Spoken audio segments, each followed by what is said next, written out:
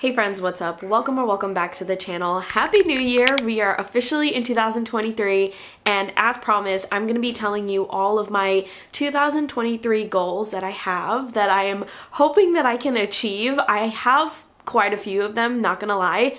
I always am super ambitious and I do like a challenge, so fingers crossed for me.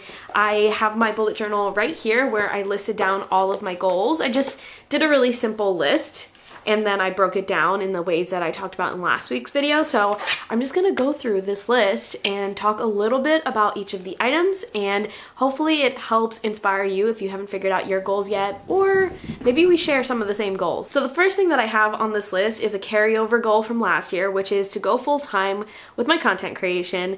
Back in 2022, at the start of that year, it was called Pies and Pros, but obviously I am now called Slow Morning Diaries. So the goal is to go full time with Slow Morning Diaries. I love Slow Morning Diaries with all of my heart, and I want to dedicate all of my time and creativity towards it. So that's the goal. That's the biggest goal, by the way.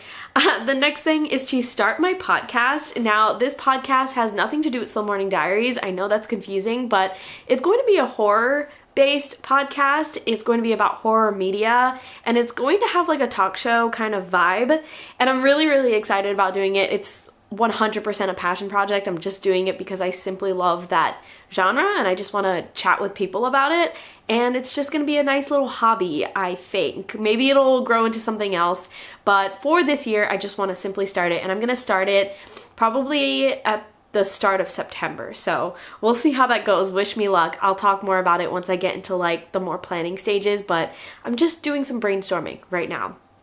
Okay, moving on. The next thing is another carryover goal that I think I'm just going to be continuously carrying over for many years, but it's to have daily body movement.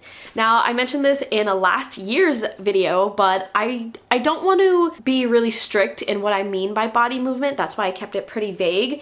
I don't want to say that I'm going to strictly work out or do a specific kind of exercise every single day. I just want to make sure that I dedicate some sort of daily body movement, if that makes sense, whether that's taking a walk or having a workout session or, you know, going outside and getting some fresh air kind of thing. So yeah, I'm keeping it vague, and it was pretty successful for me in 2022. It was very successful actually. So I have a feeling it's going to be successful keeping it vague this year as well.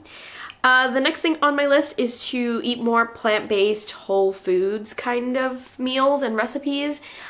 Simply because that is something that I also carried over from last year, and I feel like I didn't do the best in 2022. I want to improve even more in 2023, and I think I'm off on a good start since I am carrying this over from the end of 2022. And what I mean by like more plant-based whole food kind of meals, if you didn't know, I am vegan. I've been vegan for officially 3 years now in this exact month. I was eating a lot of processed kind of vegan foods in the beginning, the first couple of years, and so now I want to shift towards more plants as like the central kind of part of my meal. The next thing is to clear up my skin. I talked about this a few times on the channel, but I have been dealing with a lot of skin issues. Like, I've been breaking out a lot, and I don't know why. This is like something super new to me, and I just want to make it like a really strong, dedicated goal to pay attention to what's going on in my face. Like, I've got a tracker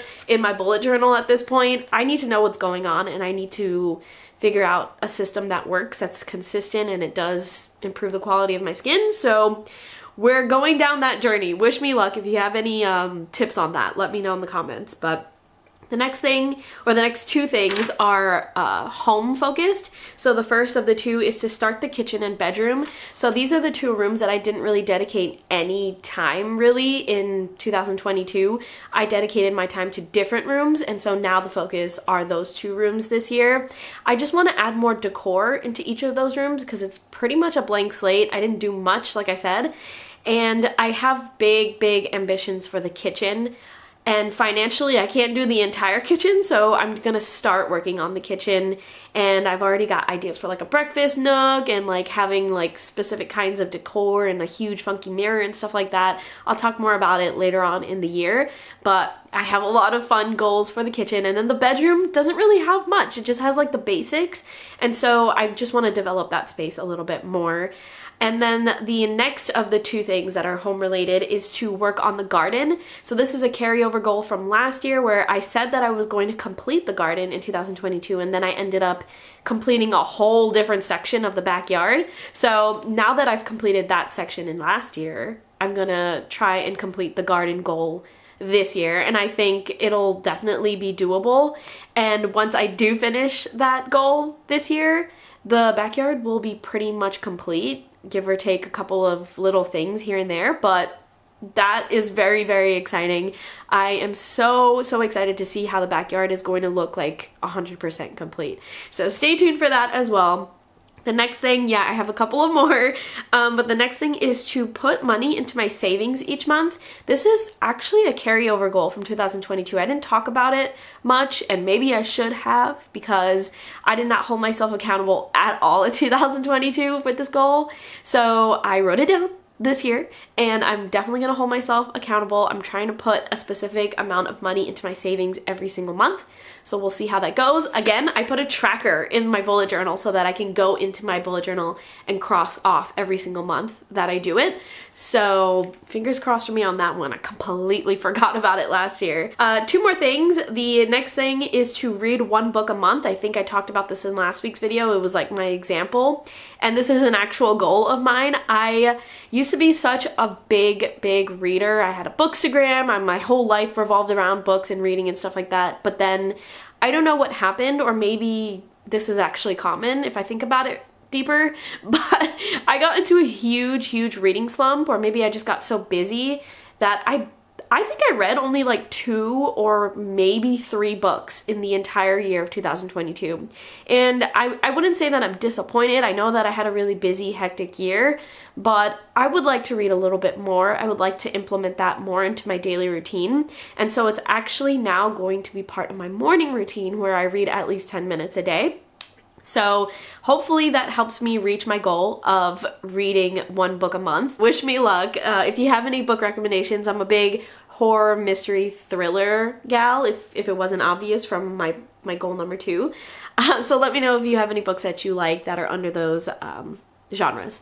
But the last thing, and right on time because my battery is dying, the last thing is to complete 1 art piece a month. If you did not know, I do a little bit of art. I really focus on watercolor, but I just recently purchased a gouache set, and I really don't want it sitting in the corner collecting dust. I want to make use of my new gouache set. So I am hoping that I can create and finish 1 art piece a month, just simply for my own personal joy, for hobby's sake. And yeah, I'm excited to do that. I already just completed one in December during my holiday break, so I am very pumped to at least do 1 of these a month, because I also go long stretches without doing any art at all, and then when it comes to like Drawloween or Inktober time, I simply have no motivation to draw or do any art because I haven't been practicing throughout the year.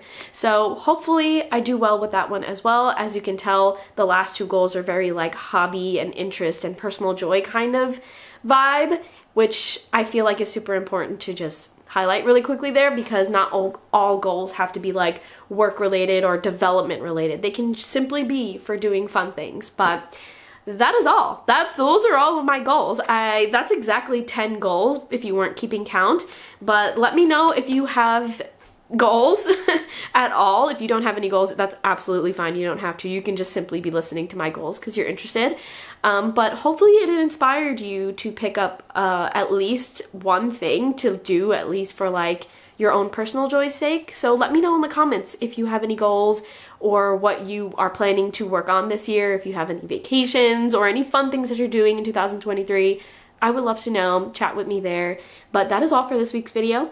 I am looking forward to talking more about Google Pixel phones and stuff like that. I think that's coming out next week, where I talk about the pros and cons of the Google Pixel 7 Pro. So stay tuned.